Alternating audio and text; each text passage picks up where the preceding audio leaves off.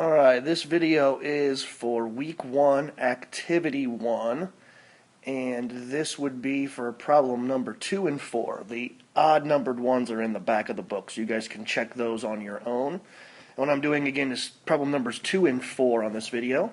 Problem 2 is cosine 120 minus 45, but I first wanted to show you where that came from. The idea is that if we were looking for the angle cosine of 75 degrees, and we looked back at the standard unit circle, you would find out there is no 75-degree mark on there. So we're going to try to find a way to get 75 using the numbers that are currently here. And you can get 75 by using 120 minus 45. That is the same thing as 75. So that was the first step. That's kind of done before you even start the problem. The next thing to do would be to use the cosine of the difference of two angles formula. And that's in the textbook on page 633. And that formula says that for cosine 120 minus 45, I could rewrite that as cosine 120 times cosine 45, and then plus sine 120 times sine 45. And all of those answers can come directly from this page here, the standard unit circle. We can look up all those numbers. For example, cosine 120 is negative 1/2. Cosine of a 45-degree angle is square root 2 over 2. And then for sine at 120, it's square root 3 over 2. And then sine of 45 would be square root 2 over 2. Now, order of operations says to multiply first, so on the left side we will multiply cross numerators, which would get me negative square root 2, if I can read my own writing. Not 3, but 2. And then denominator would be a 4, 2 times 2. Then the second fraction, I'll multiply my numerators, and square roots can be multiplied together. 3 times 2 is 6.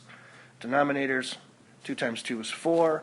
Since they have a common denominator, I can then go ahead and add the numerators, but you cannot add square roots that don't match. So there is your answer to number 2.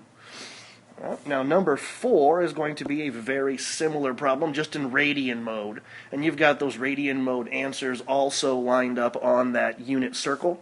So if I look up, again, first off the cosine of the difference of two angles, means I'll be doing cosine 2 pi over 3 times cosine pi over 6, and then plus sine 2 pi over 3 times sine pi over 6. And once again, I can get those answers from the unit circle here.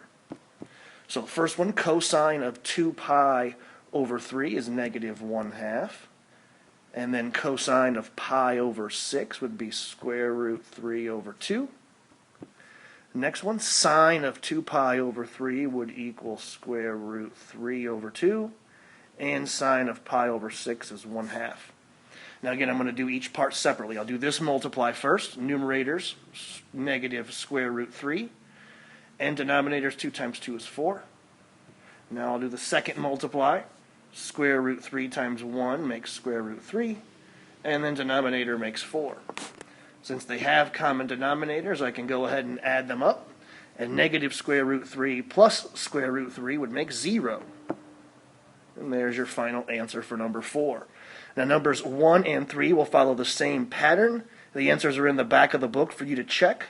I'll do another video for the second part of this assignment, numbers 5 through 8.